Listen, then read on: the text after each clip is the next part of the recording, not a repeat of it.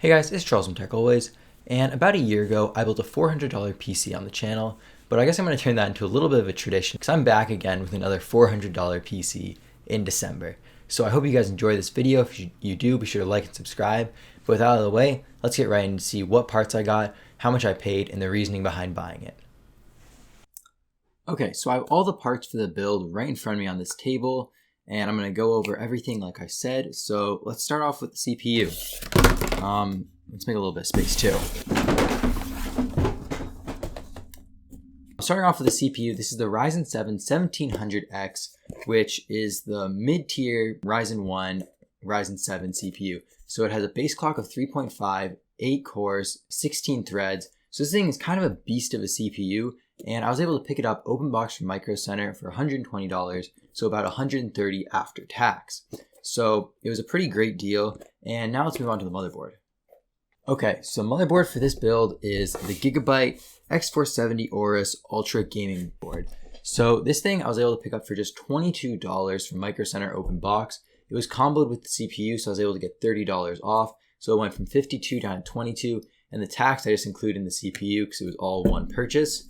But yeah, so this is actually a pretty high-end motherboard. It has an A+3 phase VRM, some nice looking heatsinks, some RGB on it. And yeah, it's also an X470, so it's technically meant for the Ryzen 2nd generation, but it still works fine for Ryzen 1, and there's no real downsides versus an X370. So this is a great pickup, and yeah, moving on to the next thing. So here's the box for the 8 gigabytes of G.Skill DDR4 Ripjaw 5 memory. It was two 4 gigabyte sticks, and it was only 2400 megahertz, which isn't super high. And I know that Ryzen is pretty dependent on memory speeds. I wasn't really in the place to spend a lot more money, and I kind of needed some memory pretty quickly so I could get this build done. So this was $60 from Newegg, and while it wasn't a fantastic deal, it's decent for 8 gigabytes of memory. I was able to get it in just 2 days, so yeah, that's why I went with this. Okay, so now getting to the GPU, I didn't actually get a GTX 1080. The GPU that I actually got was an R9 290X that I was able to pick up off Craigslist for $50. The guy had it listed for I think $100. I just offered him $50, trying to get it for as cheap as possible, and he took the deal. So an R9 290X is actually a 4 gigabyte card, and it's a few generations old. It's AMD, but it still performs pretty well. It's about equal to around a GTX 1060 3 gigabyte. So yeah, didn't actually get a 1080, just thought I would have some little fun because the guy gave me this box when he got it, because this is what he upgraded to.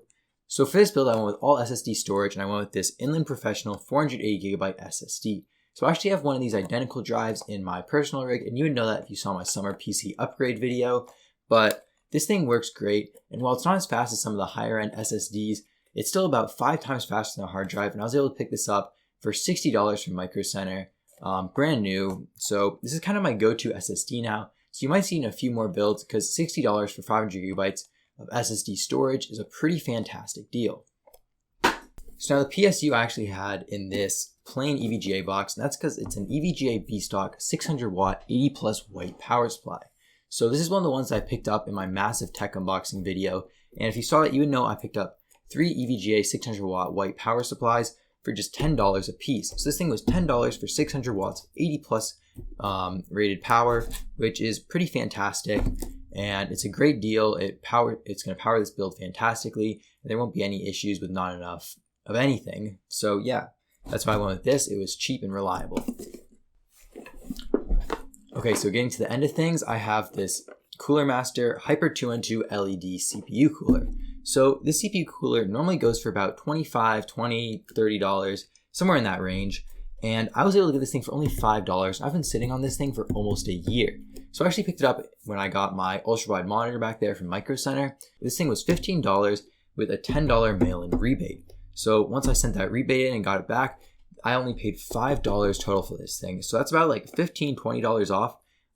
Fantastic deal. This thing is really great value, even at full price. So if we're getting it that cheap, it's fantastic. It had no issues cooling the 1700X. And yeah, I was really happy with it. There's a reason this is one of the most highly recommended coolers out there. And now getting to the final part. The case.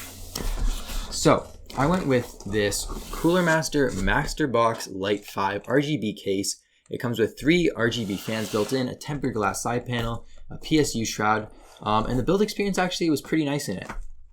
So it also was only $60. So while I could have spent a lot less on a case, I want something that was going to look nice. Just because, you know, this build has some pretty high-end hardware, I thought I would make it look high-end. So this case, $60, just over $60 after tax. Pretty good value because it's a very easy build experience and it looks really good actually. So those are all the parts for the build. All of it came out to just over $400. It was $407 for everything, which I thought was pretty good considering the parts I was able to get. So now let's take a look at the finished build.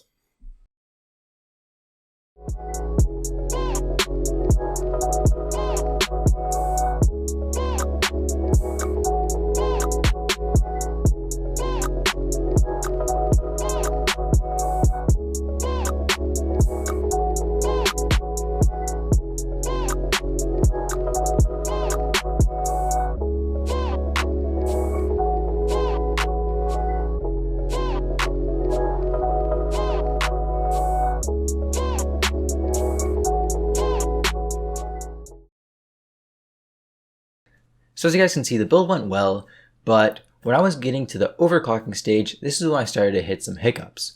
So I think I might have found the worst overclocking Ryzen chip ever. Okay, so I tried to hit the big 4.0 gigahertz because that's always the kind of top frequency that Ryzen 1 was able to achieve.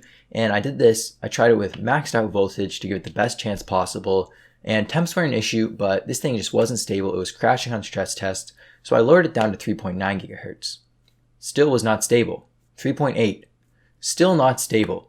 3.7, still not stable. This thing has a base clock of 3.5, and even with maxed out voltage, no matter what I did, I could not hit 3.7 gigahertz. With a base clock of 3.5, it could not go 0.2 above its base clock. This thing was the worst overclocker. So with that said, I kind of just gave up on GPU overclocking. I decided to run this entire thing at stock. This thing, it can turbo up to 3.8 on one core, but for overclocking by itself, it could be chip, it could be something with the motherboard, I'm not really sure, but this thing just sucks at overclocking. So I decided to run all the benchmarks at base speeds. Speaking of the benchmarks, I ran Cinebench R15 as a CPU benchmark, and then 6 game benchmarks in varying levels of difficulty: CSGO, Rocket League, Fortnite, GTA 5, PUBG, and Witcher 3. So with that all out of the way, let's take a look at those benchmarks and see how this PC did. So this PC got a score just under 1700. In Cinebench R15, it got 1697. So essentially 1700 for 1700X CPU, which I thought was kind of funny and kind of fitting. But now moving on to the game benchmarks. So at CSGO on max settings, it scored an average of 202 FPS and a 1% low of 101. So that's pretty good. Yeah, not that it was very surprising because CSGO really isn't that hard to run, but now let's move on to Rocket League. So Rocket League, just like CSGO, ran fantastically. It had an average of 212 with a 1% low of 145. So really no surprise, maxed out settings, but it ran fantastically because it's not hard to run. So now moving on to probably the most popular game in the world, Fortnite. This thing at maxed out settings ran at 95 FPS with a 1% low of 64. So it was almost always above 60 FPS. And maxed out settings was a pretty great experience to play on, but I have no issues playing on this. So moving on to the next game, GTA 5.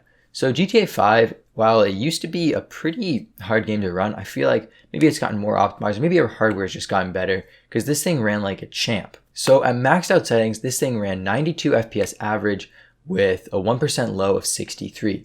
So that's almost identical performance to Fortnite. And I think one thing that really helped was the way it utilizes all of the CPU's threads. If you look at the utilization on this game versus some of the other games, GTA 5 uses a lot more of the threads a lot more efficiently, so I think that could really contribute as it's generally a pretty CPU dependent game. It's a lot more multi-threaded than some of these other games, and I guess that's kind of showing the future of where games could be going and the performance we're going to be able to get as CPUs keep getting more and more cores, especially on the consumer side. But now moving on to PUBG at medium high settings, this thing wasn't quite as smooth.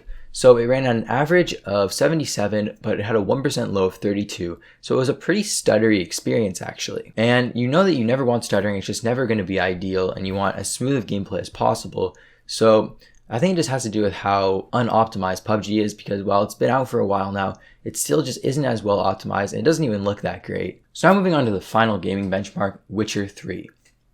So The Witcher 3 is a very demanding title, and it had, on high settings, it had an average FPS of 56 with a 1% low of 9.